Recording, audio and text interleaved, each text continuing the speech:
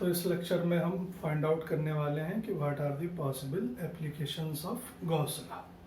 Gauss law के क्या application है? तो बेसिकली गॉस लॉ का इस्तेमाल करके we can calculate the electric field due to a charge distributed over a closed surface, and this surface is arbitrary, hypothetical, oftenly known as Gaussian surface, and is symmetrical surface। तो symmetrical surface इसलिए हम बार बार कहते हैं क्योंकि हमें integration solve करना होगा over that surface electric field निकालने के लिए। तो एक दो चीज़ों का ध्यान रखिएगा, जिन्होंने प्रीवियस लेक्चर नहीं देखे हैं उनको मैं एडवाइस दूंगा पहले वो प्रीवियस लेक्चर देख लें फिर इस पर आगे बढ़े, नहीं तो ये कम समझ में आएगा। देखिए क्या है यहाँ, पहला एप्लीकेशन क्या है कि हम किसी long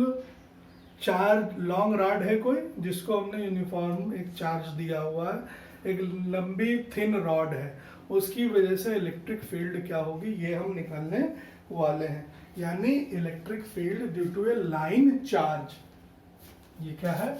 application of Gauss law तो हो ही गया, और हम निकाल रहे हैं electric field due to a line charge. Space की कमी है इसलिए जो है आप लोग समझते रहिए बस। तो हम ये लाइन चार्ज की, अब ये लाइन चार्ज क्या बोला है? देखिए चार्ज का डिस्ट्रीब्यूशन हमने एक और प्रीवियस लेक्चर है मेरे, distribution of charge over the surface, तो लीनियरली डिस्ट्रीब्यूट हो सकता है किसी टू डायमेंशनल सरफेस पे, जहाँ पे सरफेस एरिया की बात, सरफेस चार्ज डेंसिटी की बात करते हैं, और एक वॉल्यूम पे थ्री डायमेंशन वहाँ वॉल्यूम चार्ज डेंसिटी की बात करते थे। तो लीनियर चार्ज डेंसिटी के लिए, यानी जब लेंथ के अलोंग कोई चार्ज डिस्ट्रीब्यूट होता था यूनिफॉर्मली, तो हम वहाँ लीनियर चार्ज डेंसिटी लेमडा ले लेते थे। ठीक है, सरफेस के लिए हम रो ले लेते थे या सिग्मा ले लेते थे, और वॉल्यूम के लिए रो ले लेते थे। तो यहाँ भी क्या है कि हमारे पास एक लॉन्ग रॉड है कोई, ये उसका कोई हिस्सा मैंने यहाँ ड्रा किया है, बहुत बड़ी रॉड है मान लिया, उस पर यूनिफॉर्म चार्ज डिस्ट्रीब्यूशन है, ये डिस्ट्रीब्यूटेड है, प्लस प्लस चार्ज है, और कह रहे हैं कि कोई पॉइंट है जो इससे परपेंडिकुलर डिस्टेंस r पर है, यहाँ पर आप इलेक्ट्रिक फील्ड के बारे में बताइए। We have to find out the electric field at a point P which is at a perpendicular distance r from the distribution of charge over a line, over a long rod। अब Gauss law लगा के हमें electric field calculate करनी है। तो Gauss law लगाने के लिए सबसे पहली जरूरी बात क्या है कि हम एक गॉसियन सरफेस ड्रॉ करें जो उस चार्ज को अपने अंदर एनक्लोज कर ले। अब सवाल ये उठा कि सर ये तो बहुत लंबा लॉन्ग रॉड है, तो आप कितना लंबा सिलेंडर ड्रॉ करेंगे?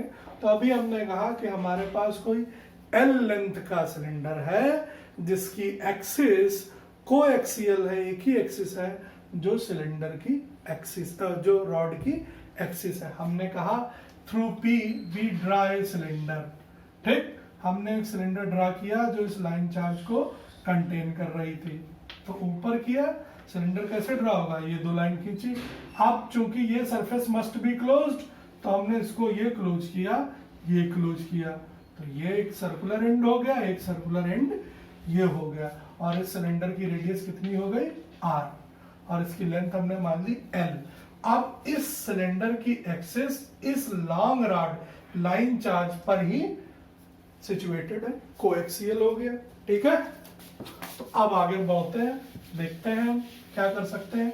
तो अब ये मान लेते हैं कि जो चार्ज का डिस्ट्रीब्यूशन है उसकी जो लीनियर चार्ज डेंसिटी है वो लेमडा है। लीनियर चार्ज डेंसिटी का मतलब क्या है? Charge per unit length is lambda, यानी Q की वैल्यू यहां से क्या हो जाएगी? Lambda into L. इसकी अभी जरूरत पड़ेगी। अब आते हैं सिलेंडर पर। उस P से हमने कोएक्सियल सिलेंडर जिसकी लेंथ L थी, रेडियस R थी, बना लिया। इस पॉइंट P पर हमें इलेक्ट्रिक फील्ड की वैल्यू पता करनी है। अब हमारे पास सिलेंडर है, सिलेंडर, अब सवाल ये उठ रहा होगा सर ये गॉसियन सरफेस कहाँ तक है? यहाँ से यहाँ तक, ये गॉसियन सरफेस, ये गॉसियन सरफेस, कि ये सारा ही हमारा गॉसियन सरफेस है। क्यों? इसलिए कि इस इंड कैप की वजह से इन सर्कुलर एंड की वजह से, सर्किल की वजह से आप सिलेंडर को क्लोज कर पा रहे हैं, और गॉसियन सरफेस एक क्लोज सरफेस हो रही है। तो ये गॉसियन सरफेस 3 पार्ट रखेगी, इतना सिलेंड्रिकल पार्ट यहाँ से यहाँ तक और 2 सर्कुलर पार्ट। तो टोटल जो इलेक्ट्रिक फ्लक्स होगा, it will be the algebraic sum of electric flux due to 2 circular ends, one is on left side another is on right side, and due to this cylindrical part, 3 की वजह से। हाँ, अब हमें निकालना है electric flux. मैं इसको मिटा दे रहा हूँ, आप Q की वैल्यू ध्यान रखिएगा, लेमडा इंटू एल है, अभी इस्तेमाल करेंगे हम, यहाँ कॉर्नर पे लिखे दे रहे हैं आपके लिए। Q की वैल्यू कितनी आई थी, लेमडा इंटू एल, और लेमडा क्या था, लीनियर चार्ज डेंसिटी। तो अब हम ड्राइव करने वाले हैं टोटल इलेक्ट्रिक फ्लक्स उस गॉसियन सरफेस के थ्रू कितना होगा। अब पहले आप लेफ्ट और राइट चलिए, क्यों भाई, इलेक्ट्रिक फ्लक्स की क्या कहता है इलेक्ट्रिक फ्लक्स, फाई ई कितना होगा, surface integral E dot d S. अब सारा कंसिडरेशन ई और डी एस पे करता है, और हम ये जानते हैं स्केलर प्रोडक्ट में ई डी एस के बीच का value, E D S cos theta, theta 0 रहेगा तभी ई डी एस आएगा, वरना ये गायब हो जाएगा 90 होने पर। अब पहले हम चलते हैं इस पार्ट पर, या इंड पार्ट 1 पे चलते हैं, इस पर चलते हैं। देखिए प्लस चार्ज है, ये मेरे हाथ को समझिए प्लस चार्ज है, और प्लस चार्ज क्या करेगा, फील्ड को रेडियली आउटवर्ड, ऊपर भी जा रही होंगी नीचे भी जा रही होंगी, सब रेडियली आउटवर्ड है, ऊपर भी नीचे भी। आप ये इमेजिन करिए, बस सारा कुछ ड्रॉ नहीं कर सकते। तो ये बाहर की ओर फील्ड, इलेक्ट्रिक फील्ड लाइंस है, इधर भी बाहर की ओर इलेक्ट्रिक फील्ड लाइंस है, यानी फील्ड की डायरेक्शन कहाँ है, रेडियली आउटवर्ड। चाहे यहाँ आओ, चाहे यहाँ आओ, चाहे यहाँ आओ, चाहे यहाँ आओ, हर बार इलेक्ट्रिक फील्ड की वैल्यू कहाँ होगी, बाहर की ओर। अगर आप इधर से देखना चाहते हैं तो हर बार वैल्यू कहाँ होगी, बाहर की ओर, चाहे ऊपर से देखो चाहे नीचे से, तो इलेक्ट्रिक फील्ड कहाँ हो गए, बाहर हो गए। लेकिन अब ये जो सरफेस एरिया है ds, एक यहाँ पर, एक यहाँ पर और एक यहाँ पर, ये अलग अलग डायरेक्शन होंगे ई के साथ। कैसे, ये हमारा इंड कैप, ये सिलेंडर मान लीजिए, ये इंड कैप है, एरिया वेक्टर कहाँ होगा, इसके रेडियली आउटवर्ड नॉर्मल पे। तो इसको हम ऐसे सीधा कर रहे हैं, आपको दिखा रहे हैं, ये हमारा एरिया है, इसका वेक्टर कहाँ होगा, बाहर की ओर। तो ये हमारा सिलेंडर है, इसको हमने ऐसे सीधा किया। अब आप देखिए इसका एरिया वेक्टर कहाँ जाएगा, बाहर की ओर। तो इसका जो सरफेस एलिमेंट है, सरफेस एरिया वेक्टर जो है वो कहाँ होगा, रेडियली आउटवर्ड, जबकि फील्ड कहाँ थी, बाहर की ओर, प्लस चार्ज की वजह। और ये क्या हो गई, ये भी रेडियली आउटवर्ड है, बस ये इस सरफेस के परपेंडिकुलर है, और ये सरफेस से नॉर्मल इलेक्ट्रिक फील्ड जा रही है। यहाँ भी रहेगी यही इलेक्ट्रिक फील्ड, सब जगह इलेक्ट्रिक फील्ड की डायरेक्शन यही रहेगी, लेकिन जो एरिया वेक्टर होगा वो इसके नॉर्मल डायरेक्शन में होगा। तो ये ds आ गया।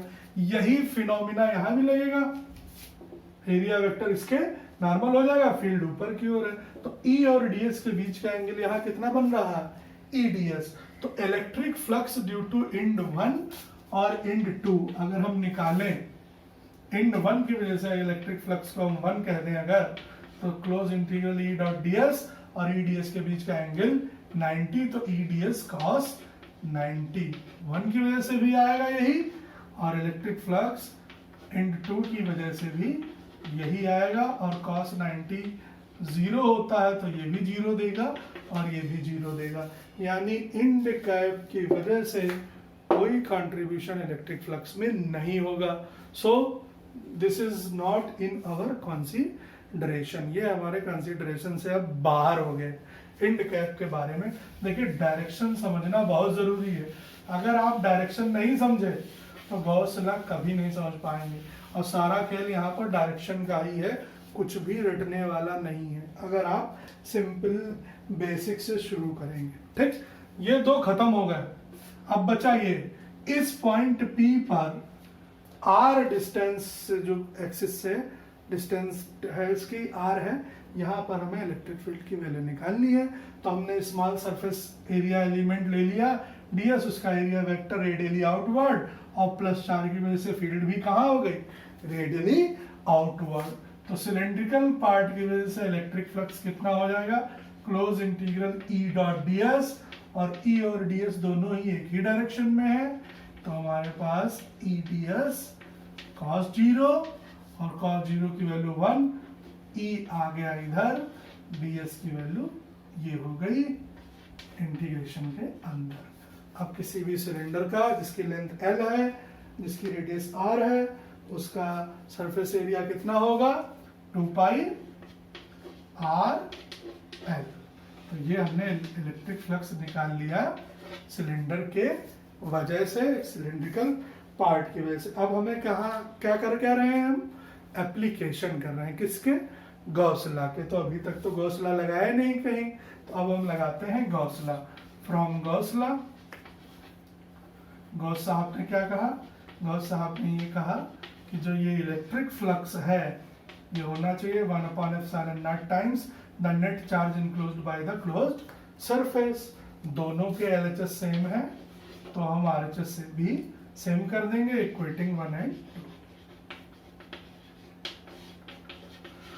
चलिए इक्वेट करिए, तो E into 2 pi r l equal to Q/ε0।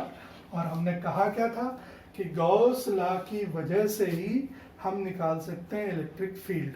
अब इस Q की वैल्यू आपको याद है ना, कितनी थी, लेमडा इंटू एल। अब हम यहाँ पर Q की वैल्यू रख देते हैं, वो क्या थी, लेमडा इंटू एल अपॉन ε0 पहले रहेगा, तो एल और एल कैंसिल हो जाएगा, होगा कि नहीं होगा। तो अब हमें E की वैल्यू यहाँ से कितनी मिल जाएगी, बोलिए, E हो जाएगा हमारे पास simply lambda upon 2 pi r ε0।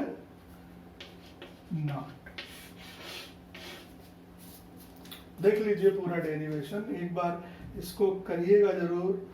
यहां से हमें निष्कर्ष ये निकला कि जो इलेक्ट्रिक फील्ड है वो सिलेंडर की वजह से इनवर्सली प्रोपोर्शनल है to the distance of the point from the axis of the cylinder.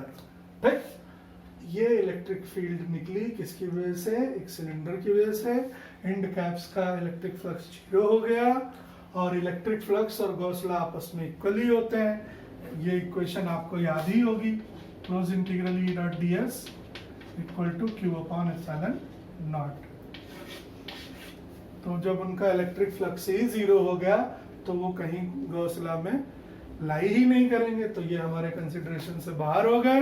यहाँ पर दोनों की डायरेक्शन सेम थी, इसलिए हमें इनकी वजह से इलेक्ट्रिक फील्ड मिलेगी और इसलिए हमें इलेक्ट्रिक फ्लक्स भी मिलेगा और गॉस लॉ अप्लाई करेंगे। दूसरा, जो चार्ज डिस्ट्रीब्यूशन है अलोंग द लाइन, इसकी हमें चार्ज पर यूनिट लेंथ यानी चार्ज डेंसिटी पता होनी चाहिए। नहीं पता है तो हम मान लेंगे, जरूरी नहीं आप लेमडा ही माने, आप कुछ भी मान लीजिए, लेकिन वो साइंटिफिक वर्ड में उसकी एक्सेप्टेंस होनी चाहिए।